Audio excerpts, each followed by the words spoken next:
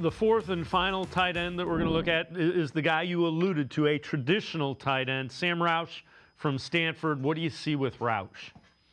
Well, depending on what they do with Whiteheart, anything you're going to see here, he's not the most explosive guy. This is a traditional tight end. He'll be a guy that's attached to the tackle. You'll see him here on a corner route. He's good. He can catch the ball.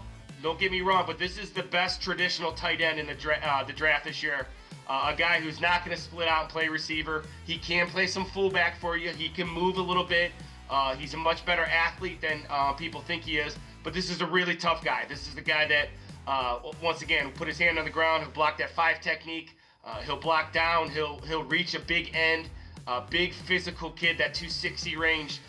Again, not a guy super athlete, but a guy, if you're looking for a tough tight end, and Todd Monken likes 21 personnel. He's kind of going back to that old school football. So this is a guy that might be around day 3, and you never know with Todd Monken. He loves his tight ends.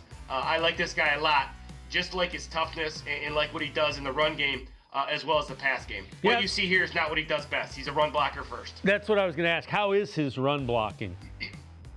Yeah, he's a much better. He's a traditional, much better run blocker than he is in space tight end. But he's functional enough in the pass game where you have to account for him. And people say, what does that mean? It means when you go into the game plan, he's not a guy you worry about beating you over top, but you worry about him on third downs. You worry about him off play action, things that coaches like to do. So he has that functional ability. But what they want him to do is put his hand on the ground, block in the run game, and then catch the little naked boot routes on the edge. Like so many tight ends in the NFL do, and this guy is really good at it.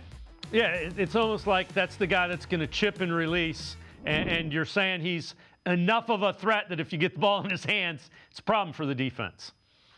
Yeah, and it's that fun, it's all about what you need. The first 3 guys are guys who are mismatches. This is a guy you get in thing and you go, all right, we're going to run the ball. Then all of a sudden you get 8, 9 in the box.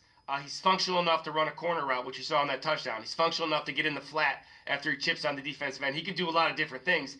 It just depends what you look for. In this traditional tight end, like everything else in all sports, everything comes back around, and the traditional tight end went away, and now you're seeing it come back just a little bit, especially with guys like Todd Monken, who understand what a traditional tight end, what a pain in the butt it is for a defense.